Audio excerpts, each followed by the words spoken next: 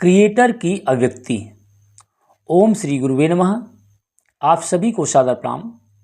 युग ऋषि का युग परिवर्तन संदेश यूट्यूब चैनल के सभी आत्मीय दर्शकों का स्वागत है, अभिनंदन है, क्योंकि आप सब इस युग के युग व्यास, युगावतार, युग दृष्टा, युग ऋषि, वेद मूर्ति, तपोनिष्ठ पंडित श्याम शर्मा आचार्य जी की अमृतवाणी सुनते हैं और उस पर मनन चिंतन करके अपने जीवन में उतार कर अपने को मानव से महामानव बनाते हैं। मनुष्य जन्म तो सहज होता है, पर मनुष्यता कठिन प्रयत्नों द्वारा प्राप्त करनी पड़ती है। ये दिव्य अमृतमय संदेश आप सुनते हैं युग निर्माण योजना और युग परिवर्तन के उद्घोषक युग ऋषि पंडित श्याम शर्मा आचार्य जी का। तो आइए शुरू करते हैं आज का वीडियो संदेश। फूलों के औषधि गुणधर्म व प्रयोग नामक प्रकरण से। आज का विषय है सर्वसुलभ औषधि है गुड़हल। ओम शांति। सर्वसुलभ औषधि है गुड़हल। मित्रों, गुड़हल को जवा, जासूद, जासवंत आदि नामों से भी जाना जाता है। लाल रंग के पुष्प वाला गुड़हल अधिक उपयोगी होता है। गुड़हल में फल नहीं लगते हैं। बीज पुष्प के मध्य एक कोमल डंठल होता है। इस पर गोलाकार केसरिया रंग के बीज होते हैं। ये पौधा पूरे भारत में बाग बगीचों में लगाया जाता है। पत्ते कटावदार होते हैं। फूल पूजा में, विशेषकर देवियों की पूजा में उपयोगी होते हैं। आइए अब जानते हैं कि सर्वसुलभ औषधि गुड़हल के कौन से अंगों का प्रयोग औषधि के रूप में किया जाता है। तो इसके फूल, पत्ते, पुष्प, कली, जड़, इसकी छाल और बीज, ये सभी अंग जो है औषधि प्रयोग में आते हैं। अब जान लेते हैं इस औषधि के गुणधर्म क्या हैं। गुड़हल आयुर्वेद के अनुसार मूलतः कफ एवं पित्तनाशक, रक्त शोधक, गर्भ पुष्टिकारक, खूनी दस्त, रक्तस्रावी बवासीर, मस्तिष्क की दुर्बलता, उन्माद, रक्तपित्त, रक्त विकार, प्रमेह, ज्वर आदि में बहुत ही उपयोगी है। अब आइए जानते हैं गुड़हल पुष्प के औषधि उपयोग क्या हैं। सुजाक रोग में पहले दिन एक फूल एक बतासे के साथ या मिश्री के साथ खाएं। फिर एक एक फूल बढ़ाते हुए 5वें दिन 5 फूल और 5 बतासे या मिश्री के साथ खाएं। फिर एक एक फूल घटाते हुए 10वें दिन एक फूल खाएं और चिकित्सक के निर्देशानुसार पथ्य एवं परहेज का ध्यान रखें। आंव युक्त एवं खूनी दस्त में इसका प्रयोग कैसे करते हैं। ताजे फूल या फूल की कली 1 या 2 नग नित्य प्रातः और सायं मिश्री के साथ सेवन करें। गर्भ निरोध के लिए अगर इसका प्रयोग करते हैं तो इसके पुष्पों को कांजी में पीसकर 5 तोला पुराना गुड़ मिलाकर ऋतुकाल में 3 दिन तक खाने से स्त्री को गर्भ नहीं रहता है।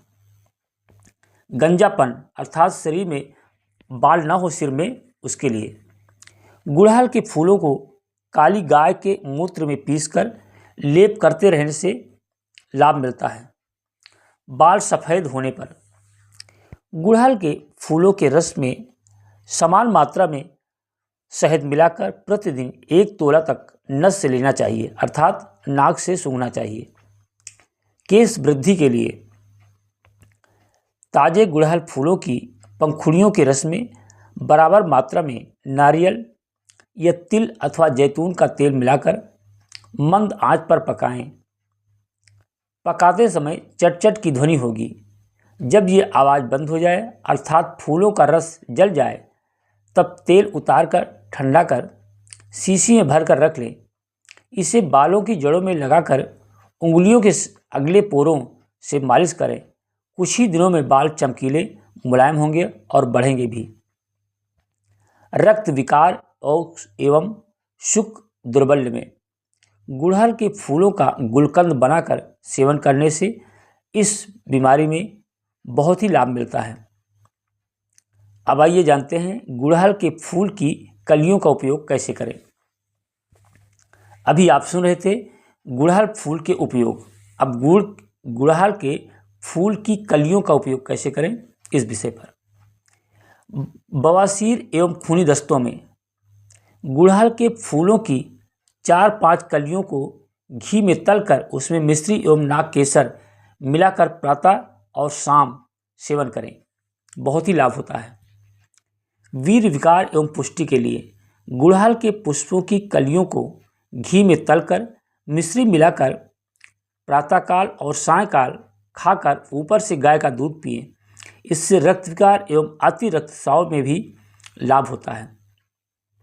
श्वेत प्रदर में गुड़हल के फूलों की 4-5 कलियों को घी में तलकर मिश्री के साथ खाएं और ऊपर से गाय का दूध प्रातः 7 दिन तक जरूर लें। रक्त प्रदर में महिलाओं के रक्त प्रदर में गुड़हल के फूलों की कलियों को दूध में पीस कर पिलाते हैं, इससे रक्त प्रदर दूर हो जाता है।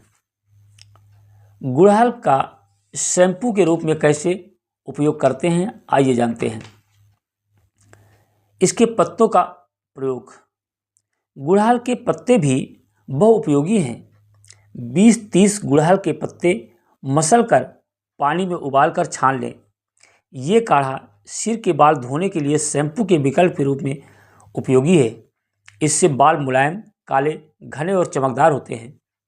अगर किसी को पित्त प्रकोप है अर्थात गर्मी की शिकायत है और उससे चर्म आदि रोग होते हैं, उस केस में गुड़हल के पत्तों का रस 20 ग्राम, इसमें 5 ग्राम देसी खांड मिलाकर 7 दिन तक प्रातःकाल सेवन करें।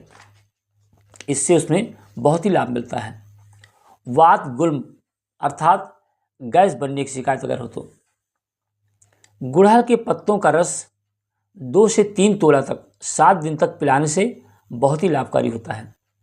सूजन में शरीर में अगर कहीं सूजन हो और उसमें दर्द होता हो तो गुड़हल के पत्तों का लेप करने से सूजन और पीड़ा दूर हो जाती है। वाजीकरण एवं शक्ति वर्धक प्रयोग। गुड़हल के शुष्क पत्तों का चूर्ण समभाग शक्कर मिलाकर 9 मासा की मात्रा 40 दिन तक सेवन करने से ये बाजीकरण और शक्तिवर्धन का काम करते हैं। अब आइए जान लेते हैं गुड़हल की जड़ का प्रयोग कैसे करते हैं। गर्भधारण और गर्भ की पुष्टि के लिए सफ़ेद फूल वाले गुड़हल की जड़ को गाय के दूध के साथ पीसकर उसमें बिजौरा, नींबू के बीज महीन पीसकर ऋतुकाल में पिलाने से गर्भधारण होता है। गुड़हल की जड़ और फूल का क्वाथ प्रातःकाल पिलाते रहने से गर्भस्थ शिशु की पुष्टि होती है। रक्त प्रदर में गुड़हल की जड़ का उपयोग कैसे करें। गुड़हल की जड़ के चूर्ण में बराबर मात्रा में कमल की जड़ का चूर्ण और सफ़ेद सेमल की छाल का चूर्ण मिलाकर 4 से 6 मासा तक जल के साथ सेवन करने से रक्त प्रदर में बहुत ही लाभ मिलता है। अब आइए जानते हैं इसका विशिष्ट योग क्या है गुड़हल का। इसे बोलते हैं शरबत गुड़हल, या गुड़हल का शरबत कैसे बनाते हैं। 100 फूल गुड़हल के लेकर नीचे के हरे डंठल को दूर कर पंखुड़ियों को नींबू के 1 पाव रस में रात्रि में भिगोकर कांच की शीशी में मुंह बंद कर खुले स्थान पर रख दें। प्रातःकाल इसे मसलकर 600 ग्राम मिश्री या चीनी अथवा 1 बोतल उत्तम गुलाब जल मिलाकर 2 बोतलों में बंद कर धूप में 2 दिन रखें। बोतलों को दिन में 3-4 बार हिला दिया करें। मिश्री अच्छी तरह घुल मिल जाने पर शरबत तैयार हो जाता है। 2 से 4 तोला नित्य इस शरबत को पीने से रक्त की उष्णता अर्थात खून की जो गर्मी है वो शीघ्र दूर होकर सिर दर्द, घबराहट, बेहोशी, चक्कर, नक्सीर अर्थात नाक से रक्तस्राव, रक्त प्रदर, आँखों में जलन, भोजन में अरुचि, छाती में जलन, उन्माद, पागलपन, अनिद्रा, लू लगना आदि में ये गुड़हल का शरबत बहुत ही लाभकारी है। तो मित्रों, अभी आप सुन रहे थे फूलों के औषधि गुणधर्म व प्रयोग नामक प्रकरण में सर्वसुलभ औषधि है गुड़हल। ये आपके आसपास जरूर पाई जाती है। तो इसका उपयोग, इस वीडियो संदेश को आप 1-2 बार 3 बार सुने ध्यान से, और इस तरह का कोई दिक्कत परेशानी हो तो इसका प्रयोग करके इससे आप लाभ अर्जित करें। इस वीडियो संदेश को ज़्यादा से ज़्यादा अपने इष्ट मित्रों तक शेयर संप्रेषित जरूर करें।